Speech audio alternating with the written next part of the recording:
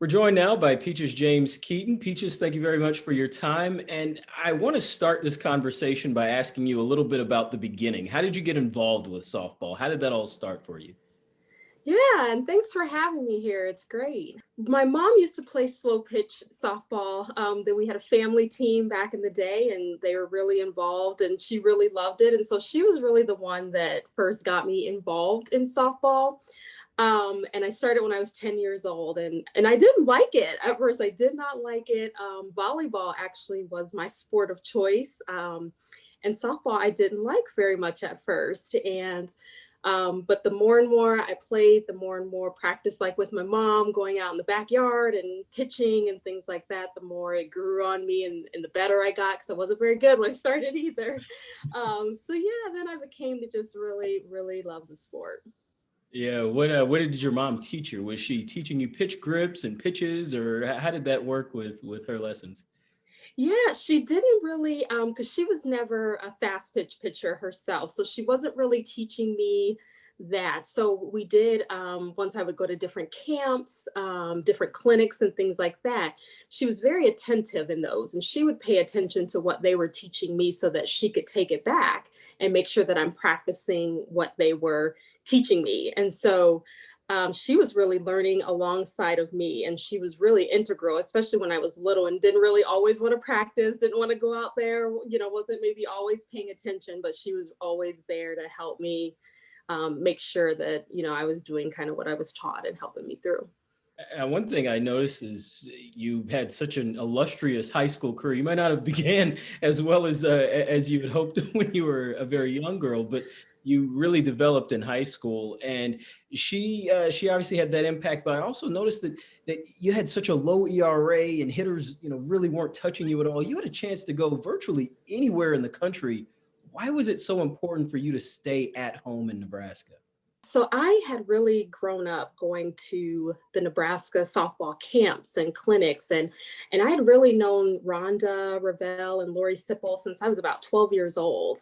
And so I kind of was growing up alongside them, and they were always just so personable. They were always just so good to me and my family, and just how we saw them carry the program and what they taught down in Lincoln. That's really what attracted me the most, because not only were they a top school, in the country, but they also had that relationship and personable aspect about them, and individuals and ladies that I still respect so much and to this day. And that was an important piece of it for me as well.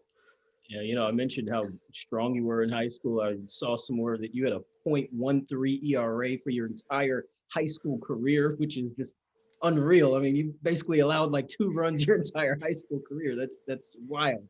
Um, when you got to Nebraska, considering where you came from, I don't want to say pressure, but how much added motivation did you feel to make sure that you consistently performed at such a high level even there?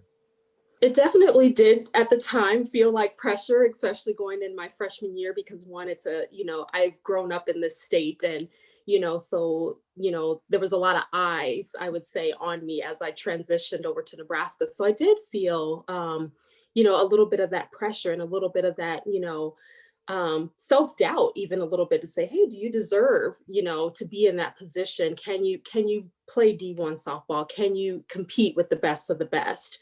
And really, once I got over that hump, that pressure started to relieve. I started to really grow into myself and grow into, yeah, you know what, I can play D1. I can play with the best of the best. I've worked up to this point for a reason, and I'm here for a reason. And so yeah, it was just game on really once I got over that hump.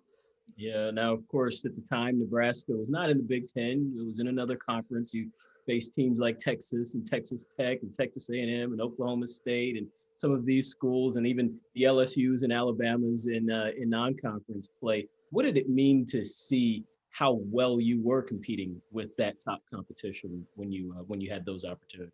Yeah, it was definitely a confidence booster, playing against the Jenny Finches, that you hear about. You grew up, you hear her name. Kat Osterman, we were kind of the same age group, but you heard, she played for a summer ball league out in Texas. And every time I would go to tournaments, and for my summer ball team, you hear that Cat Osterman name, Cat Osterman. And so now when you face these talented women in college and you're actually competing with them and you're winning games, it's such a great feeling, and it's so important, because it really does give you that confidence to say, you know what, like, I'm playing against the best of the best, and continue to do your thing, and the sky's the limit. Yeah, no, you hold a number of school records, single season and career records in strikeouts and shutouts as well at Nebraska. What does it mean to you that your name is still regarded in that fashion at your alma mater? It's such a humbling feeling, and it's so it makes me smile every time. Of course, I want the program to continue to strive and do well, and I want other pitchers to come in and, hey, break my records, because that means you guys are doing awesome, and that's what I want. But but it is such a nice feeling, to still just see my name on some of the billboards, or see my name, on that fence with my jersey, or anytime. It's such a special feeling that I don't think I'll ever get over. I grew up myself around baseball, and I've been around softball myself a fair share. So I've seen generally how few Black players there are around both sports. Specifically as a pitcher, though, how rare was it to see someone in your position playing that game? It was really rare. It was really, really rare, especially to see anyone to really try to look up to and strive to, or, at the time when I was younger, there wasn't a professional softball league. It wasn't, and so, yeah, there were a lot of talented African-American softball players, but yeah, it was very rare, to have that pitcher, in that role. And since then, there have been some, that have been some amazing African American pitchers, like Marissa Young, from Michigan, Angelica Selden from UCLA. To see that, is great. But yeah, it was very rare to see an African American, pitcher on the mound, and so it was tough to have those role models and people that you want to strive to look up to. So for me, it was looking up to like a Jackie Robinson, or looking up to, some baseball players, that broke color barriers and things like that, were kind of people that I had to lean on. Yeah, that was actually about to be my next question, was who would you have looked up to? So that's good to hear that. Uh, I just have a couple more for you, and I'm curious, as we talk about the conversation that way, knowing that you were a Black pitcher in a sport where there's so few faces, particularly at that position, to have set the types of records and to have the type of legacy that you have at Nebraska. How much more significant is all of that when you take that into consideration?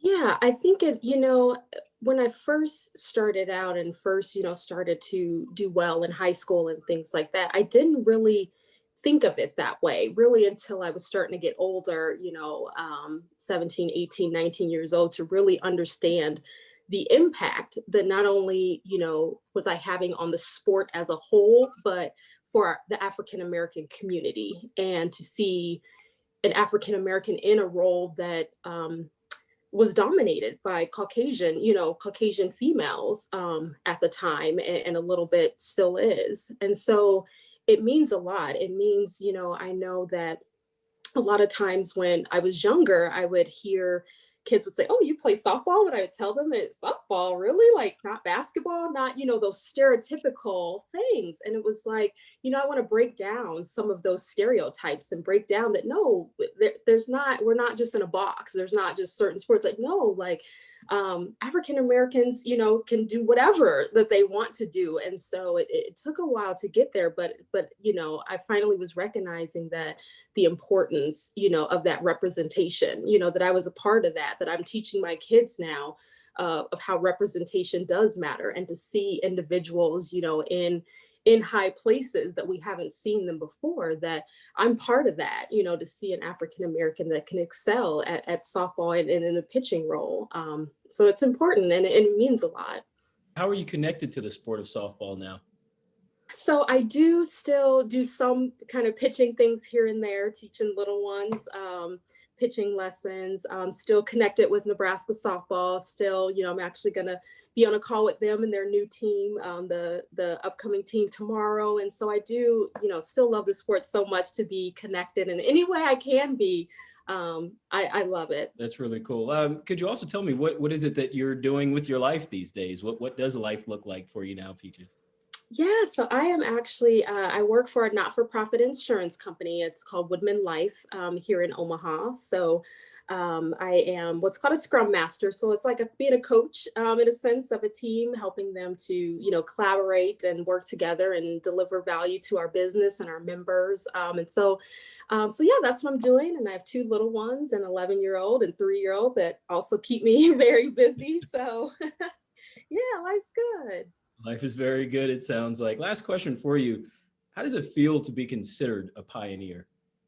That is such a heavy question and such a, gosh, just such a humbling question because, yeah, like for the longest time, I didn't think of myself of that or think of it. And so it is really such an humbling honor to be considered that, when I think of and, have read about and listened to some of the other pioneers, Tommy Frazier, Tyra Perry, those individuals, like being in the same class as them. It's amazing. And it's an amazing feeling. And I hope that, I can continue to be a light into some young African-American girl that maybe she doesn't have that representation in whatever it is, not just softball and whatever it is, and that knowing that she can still succeed and she can still do it, and maybe that she'll become the first at whatever it is and can be a pioneer in what she does. So That's a really important point. Representation certainly does matter. yes, it does.